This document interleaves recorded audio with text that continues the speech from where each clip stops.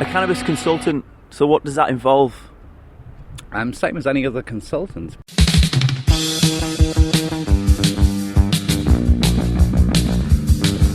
My view is when my own government has declared war on me, I've got two options. I can surrender, or what I have done, which is declare war back. Hence why I wear combats. That's what mothers today are fighting for at Parliament. And that's what I'm there to support them in is. And I'm actually illegally going to supply some THCA to a parent today, this afternoon. Because from what I've seen of the weed you get here, my view of it is you get the crap weed that Scousers won't smoke. People contact me asking questions and advice and guidance on matters relating to cannabis. And the inquiries come from individuals about their own health, to doctors, professors, clinicians, politicians from out the world. I really don't like the doctor term. Main reason being is I have no medical qualifications whatsoever. I'm not a clinician. And I would much prefer it if the UK law was changed so doctors and pharmacies could do what I'm doing. Then I wouldn't have to be a criminal, and these parents wouldn't have to act in a criminal manner either. The system we have in Jamaica could be adopted here, and it would benefit so many people on the island. Was it all legal, what you had in your pouch and was given to them? Everything I had on me last night contained cannabinoids, and not just cannabinoids, there are other compounds that the cannabis plant produces. Was it legal in the Isle of Man? Was it legal? That would have to be debated in a court of law. You said it yourself that you help desperate parents with dying children, and you make no secret that you're happy to break the law, almost as a form of martyrdom, for the sake of highlighting cannabis laws or unjust cannabis laws that you perceive them to be. I have to correct you there, because no, I'm not happy to break the law at all. I'm a law-abiding citizen, but I see this as an unjust law. And what sort of society can deny a seriously ill patient or a parent of a seriously ill child what's proved to be an effective medicine throughout the world? Why? Where's the justification for that? That is an unjust law. 200 years ago, it was legal to own a slave here in the Isle of Man. I'd have been setting them free, and I'd have been breaking the law there as well. But that, again, was an unjust law. An unjust law needs to be fought, and this law is wrong. But people should not be in the situation where they have to put myself and the organisation I founded in the UK, Bud Buddies, who assist people medicinally, breaking the law. We shouldn't be in this situation. How many times have you been arrested for this cause? I would say, 20 plus. And counting? Not really, no, because to me it's like, counting how many times I've walked in the snow. It's like just something that happens. So how does this work? People contact you through, is it Facebook or whatever, and basically say, this is my last resort, can you help me? Yeah, I get contacted through social media and websites and the internet in general, but I even have clinicians and professors of biology and microbiology who are contacted by cancer sufferers regarding their research and they're telling them to contact myself because I might be able to help them in the UK. Now, under UK law and under Manx law, anyone who suggests that someone contacts me, well, that's incitement. So maybe this is why the UK authorities on the mainland and British Isles don't seem to want to take me to court. I was arrested 2 weeks ago outside Parliament, illustrating this very point, that while politicians are talking about Brexit, there are children and there are people who are seriously ill who could benefit from having access to cannabis for medicinal purposes. And why shouldn't they? I don't want to break the law, but I see I have no choice, because when someone contacts me and says, Jeff, I've got a seriously ill child, I've been speaking to a parent in America who's using cannabis oil for their child who's got the same condition as me, and they're doing great, I want the same thing here, I can't get it from my doctors. How can I get it? And I know if I say I'm not helping you because it's illegal, our parents not going to give up, and then they're going to end up going on the dark web. And a lot of people, for example, on Facebook, who are selling cannabis oils and making all sorts of claims. And that's why we need to get away from prohibition, because prohibition hasn't worked. In fact, prohibition only protects the criminal element, and it also penalises people here on the Isle of Man, citizens, taxpayers, people who vote. Yeah. Hello, ladies and gentlemen, and nice to see you all here on the Isle of Man. And Jeff held a Q&A evening at Mother T's Cafe in Laxey, a frank discussion on the drug and its prohibition ahead of the government's public consultation. One of the concerns raised at the meeting was the access to untested cannabis products on the internet. It prompted one woman to come forward and reveal her story. Has anyone got any questions about specific... Yeah, go on, please. I've actually got cancer, and I have been on them pages, and they say, I need the THC. I've been, messaging people, but they keep sending me CBD oil, and I actually got hold of this lady in Spain. Do you know what's in it? No, not a clue, but I was just willing Does she know what's in it? Not a clue. She's from Spain, that's about it. This is, so, if you don't mind me asking, what form of type of cancer do you have? I've got stage 3 breast cancer, liver, kidneys, so it's literally everywhere. I'm riddled. They give me 5 years. But I've had chemo, and then I'm on antibodies. Okay. But now it's back to my heart, so I just need to try something else. Alright, okay. I got diagnosed in November with breast cancer, but they did a CT scan and then realised it had gone through my lymph nodes, gone into my bones, it's in my skull and my nose bone, it's speckled into the liver, the lungs and other parts. They said basically they'd give me 5 years survival rate. It's crap, I'm constantly at hospital. I've been in hospital 87 appointments since November. I don't have a life. I'm literally at home. I can't work. And then when I was having chemo, I was just so sick, constantly having diarrhoea, in and out of hospital with dehydration, couldn't walk at one point. I had a commode in my bedroom. I had my mum bathing me. My mum's had to quit a job to look after me. It's just been a nightmare. And they put me on loads of medication, like morphine, gabapentin and stuff. I didn't realise when they put me on them, you'd get side effects, like getting withdrawals, and that's coming off them was just horrific.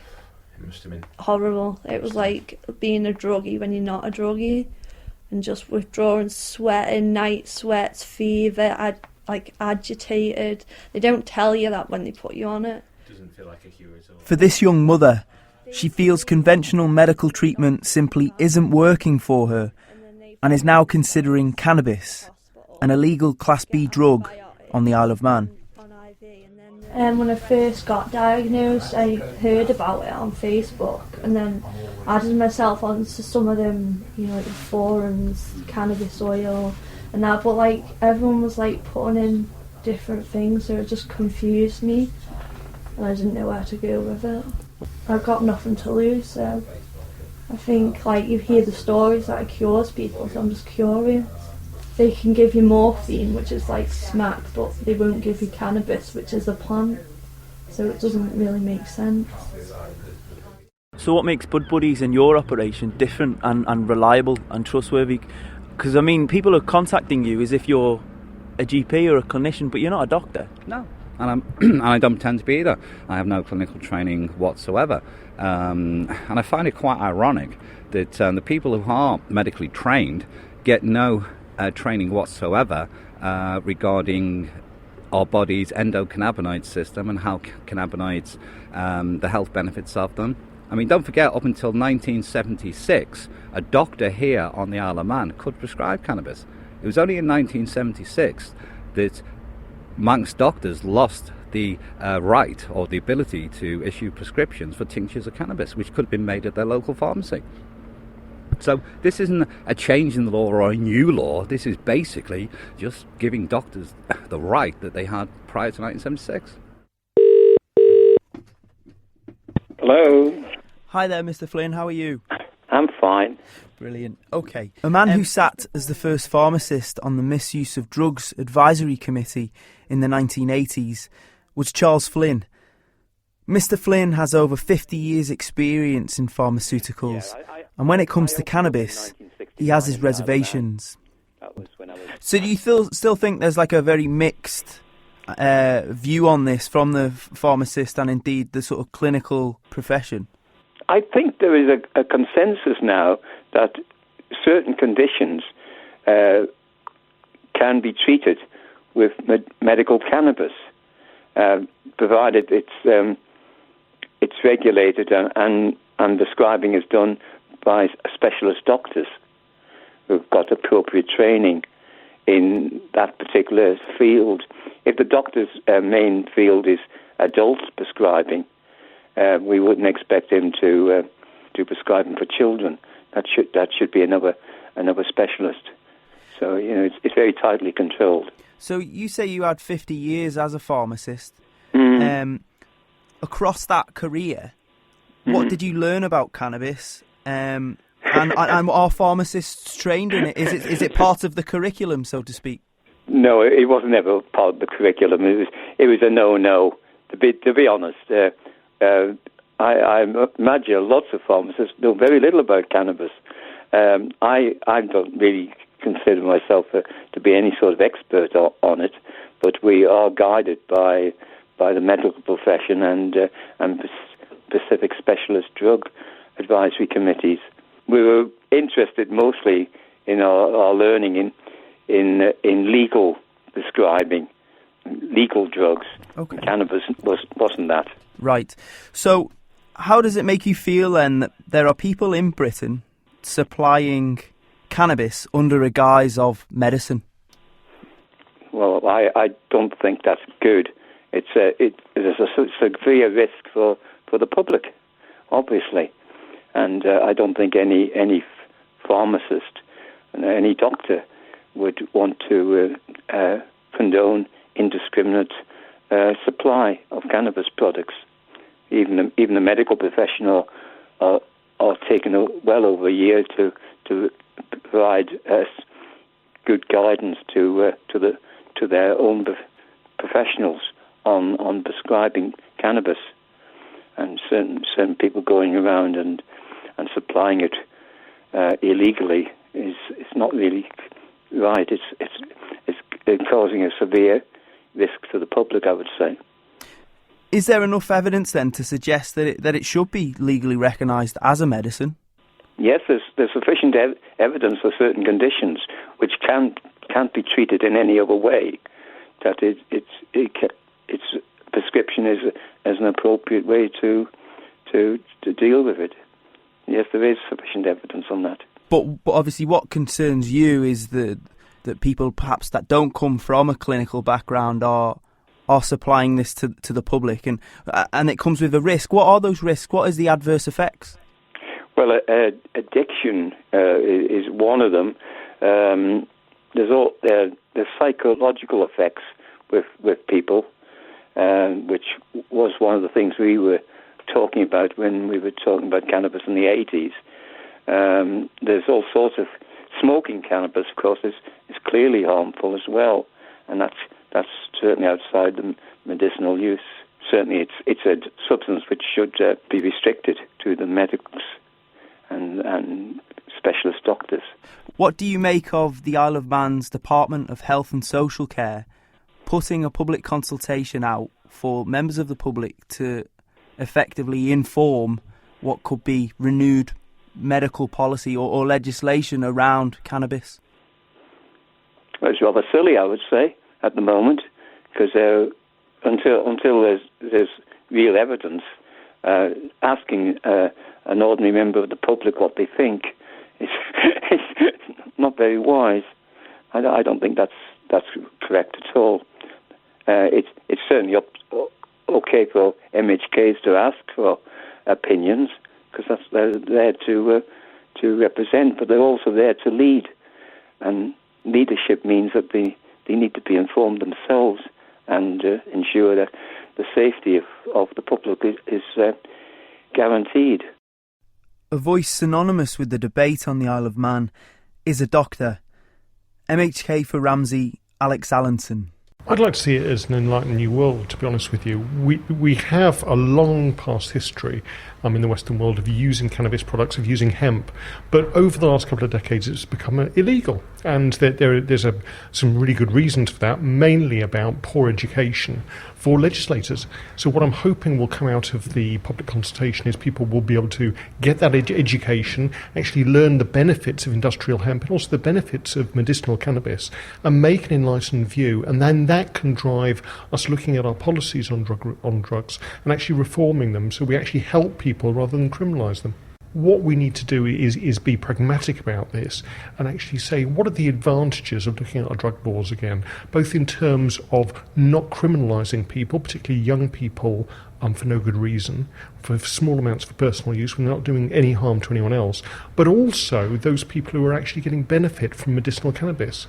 And as a doctor, I've met increasing numbers of people from all ages, from all classes, who are using medicinal cannabis because they find it helps far better than conventional medicines, but are living in fear of being arrested and criminalised for that use. Is this debate well informed, though? Is the education there? There's a lot of incorrect information out there, and in fact I would go further and call it propaganda. In the UK, for example, you have the Home Office who keep referring to dangerous forms of cannabis like skunk and psychosis, and studies throughout the world have discredited this link. In fact, there's evidence to indicate, and there's studies going on, where cannabis is actually being used to treat anxiety, mental disorders. People here in the Isle of Man have an opportunity to engage in this consultation to tell the politicians that they want access to cannabis for medicinal purposes, and we should even, I think, here widen the debate to cover all aspects of cannabis consumption, including adult consumption.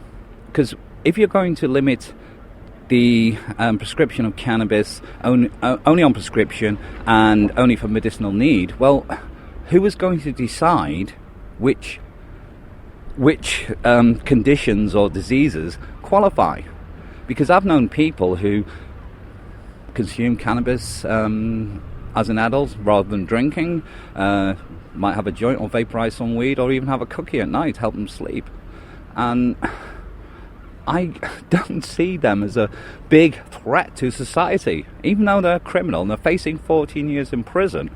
So, if it were to be made available, what form should cannabis take if it was available on the NHS? I think it should be available on many methods of administration, because people are consuming cannabis, for example, sublingually, which is basically a tincture administered under the tongue. That's a very effective method of administration because it means that cannabinoids are absorbed through the mucous membranes in the mouth into the bloodstream pretty quickly.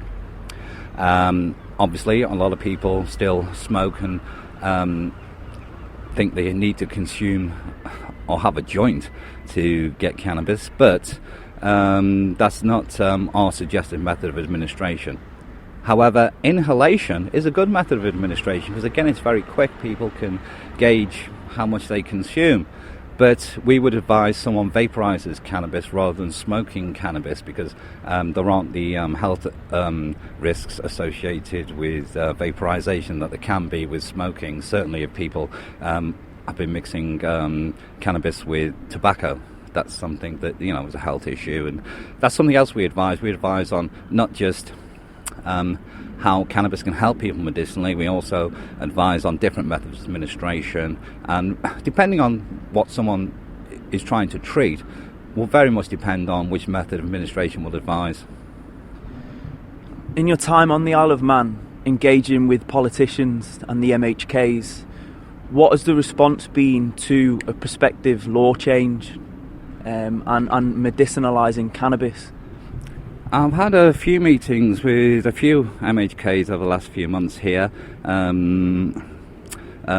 mainly privately, chat down the pub just to sound them out, and I haven't met anyone who's against it yet. They all seem to be, or they all are very open, but I think what they're doing sensibly is finding out what do their constituents want them to do.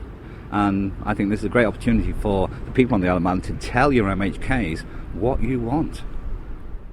The medicinal element of the government's consultation suggests adopting the framework from other jurisdictions, such as Netherlands or Australia, to regulate the prescribing of the drug.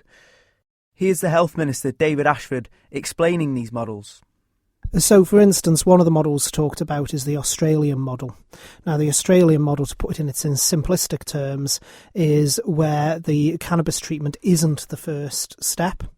So it's not the first port of call for a doctor to prescribe.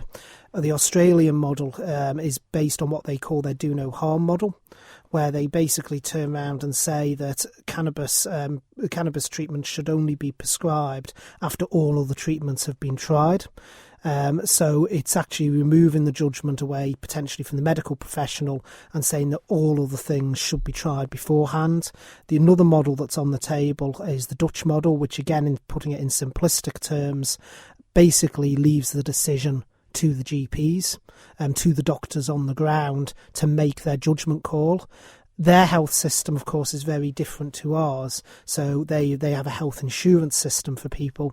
And one of the things that is within that system is it's up to insurance companies individually whether they'll reimburse the person for cannabis treatment. So some do, some don't. But the medical decision-making in the Dutch model rests with the doctors on the ground, whereas in Australia, it's basically last resort. Mr. Ditchfield, on the other hand, has other ideas. We could look at, or you could look at, like we have in Jamaica, forming a cannabis licensing authority. And in Jamaica, our cannabis licensing authority is made up of members from the Department of Enterprise, Department of Health, Police, and all the other interested bodies, if you like. And they control and issue the licenses and make sure people comply with the terms of the licenses regarding security and standards and testing. And that would give people who need cannabis here, it would give them the confidence that what they're buying is safe. And more importantly, they know exactly what's in it, i.e. THC, CBD, and the other cannabinoids. If regulations like that came in, wouldn't that mean an end to Bud Buddies and the work you do? Great. I want to shut Bud Buddies down. I said it. Every one of Bud Buddies, they're friends who I've met through breaking the law. Most of them are ill themselves, and we all want to pack in Bud Buddies because our philosophy at Bud Buddies is that we try and empower people to be self-sufficient. So we don't sell any products. We are not interested in having a range of cannabis products ourselves. What we want to do is continue our research and development in finding new methods of administration and different diseases cannabinoids can be used for. And that's why I personally am based in Jamaica, because they're underneath their legal system. Of course, I can work with the universities there, and I'm not breaking the law.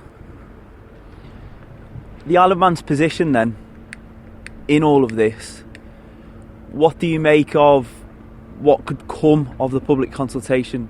What do you think the power is there? Because it's a test of the public opinion, isn't it? Yeah. So the people of the Isle of Man are going to get the cannabis system they deserve. And that will the result of that will be on what happens over this consultation. So I would urge every person who's listening to this, or every person who's aware of this consultation, tell your friends, engage in this consultation and debate. Even if you're listening to this and thinking you don't want the laws changed on cannabis, engage in that debate. Let us hear your arguments, because when you look at it logically and you're talking to someone who's seriously ill, a lot of this propaganda goes out the window because people are interested in facts. And the Madrid University, Professor Manuel Guzman, he's the person who discovered over 12 years ago that THC can actually kill a cancerous cell. And in Spain, they're having clinical trials at the moment into treating sufferers of glioblastomas, brain tumours, with cannabis oil for 2 years after they've had their surgery and conventional treatments. Now, someone with a glioblastoma here in the Isle of Man, they can't do that.